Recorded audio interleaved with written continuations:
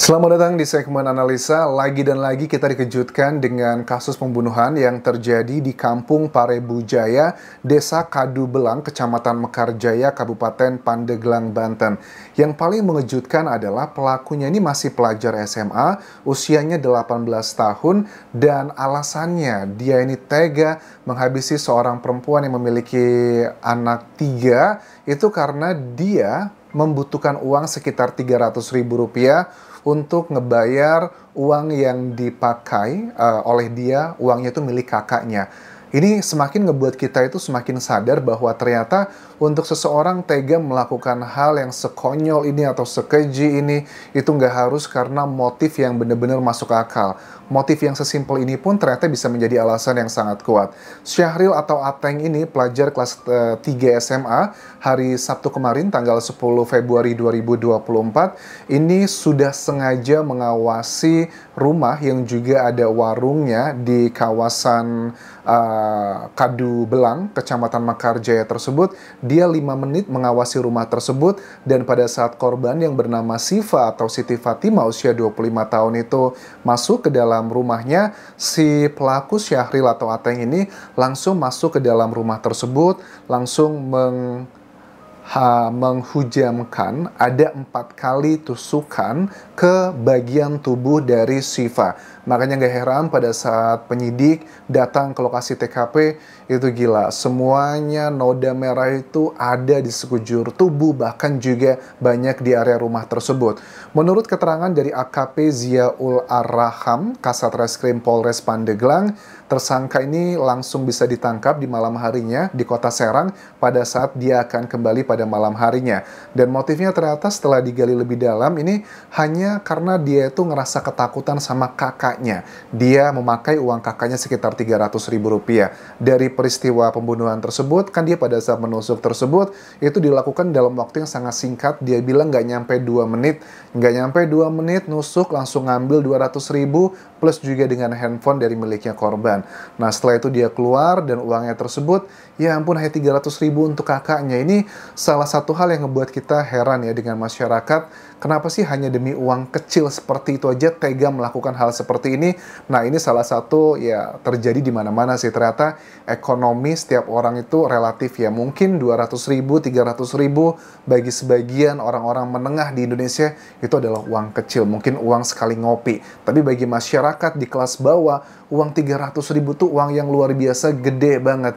Ini salah satu efek korupsi, makanya aku begitu vokal dengan hal-hal yang berbau dengan ketidaksemena-menaan, apalagi terkait dengan korupsi. Efeknya tuh panjang, banyak, semua lini tuh ada hubungannya. Kemudian juga mengenai masuk ke rumah korban tersebut, apakah ini pure adalah murni motifnya adalah karena pencurian? Karena motif ini menjadi salah satu hal penentu. Nanti apakah Syahril ini akan terkena pasal 340 pembunuhan berencana atau yang spontanitas, atau bahkan pasal 365 ini tentang pencurian dengan kekerasan, di mana hukumannya maksimal 15 tahun penjara. Tapi kalau aku lihat dari kronologi yang sampai sekarang sudah ada di media massa, dugaan yang sangat kuat ini bakal mengarahnya adalah ke pasal 365, yakni adalah pencurian dengan kekerasan, karena ternyata antara pelaku dan juga korban tidak mengenal satu sama lain, bahkan juga dari tipikal aksinya itu tipikal khas dia melakukan hal seperti ini karena pengen mendapatkan hartanya doang. Nah, pada saat setelah selesai melakukan aksinya tersebut, si Syahril itu juga langsung membuka sweaternya,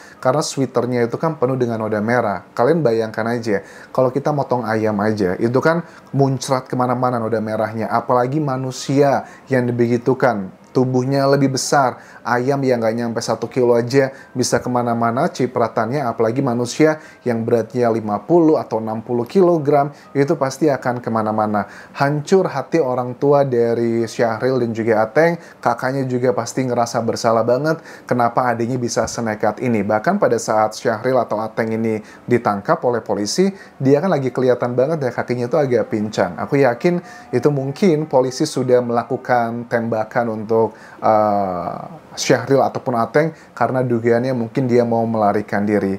Aku sangat sedih sekali, dan sekali lagi teman-teman, mudah-mudahan peristiwa seperti ini tidak terjadi lagi. Kayaknya memang dia ini nggak ada niat untuk menghabisi korban karena dia nusuk 4 kali, dipikirnya cuma luka doang, akhirnya dia kabur. Atau bahkan memang dia sudah niat untuk menghabisinya, makanya dia udah sebegitu pede untuk melakukan hal tersebut. Kita lihat nanti perkembangannya seperti apa. Hati-hati ya teman-teman, jangan sampai ini terjadi lagi. Dan buat kalian yang mungkin punya kesulitan ekonomi dan sebagainya, pikirkan baik-baik. Kalau kalian pengen mendapatkan uang, ya bekerjalah dengan berbagai macam hal yang bisa dilakukan saat ini. Ini juga salah satu hal kenapa aku termasuk yang sangat vokal untuk melawan mereka atau memberikan narasi agar tidak pamer harta di sosial media. Karena banyak orang itu yang masih susah di Indonesia. Negara kita tuh negara berkembang, teman-teman. Artinya masih banyak orang yang ekonominya itu pas-pasan. Makanya aku sering sekali mengkritik mereka yang hobi sekali flexing, terutama dengan emas berkilo-kilonya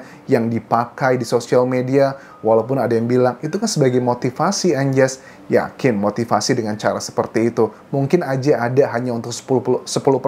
Tapi mayoritas orang yang melihat aksi flexing seperti itu, jatuhnya lebih ke mungkin ngerasa iri gitu ya. Irinya nggak sehat, karena saya udah kerja keras capek-capek, tapi ternyata saya nggak mendapatkan dari orang yang flexing itu, yang kelihatannya kerjanya gampang-gampang aja. So, makanya menurut aku orang-orang yang sangat gampang tergiur dengan flexing seperti itu harus mulai membuka diri. Dan dari orang-orang yang sukses dalam kategori punya harta berlebih, ayolah jangan terlalu flexing seperti itu. Ini gila banget loh, hanya demi uang 200.000 rupiah doang plus sebuah handphone, dia rela melakukan seperti ini dan juga kehilangan masa depan, menyakiti keluarganya, plus juga dengan 3 anak yang harus menjadi piatu gara-gara sudah tidak ada ibunya lagi. Sangat menyedihkan sekali.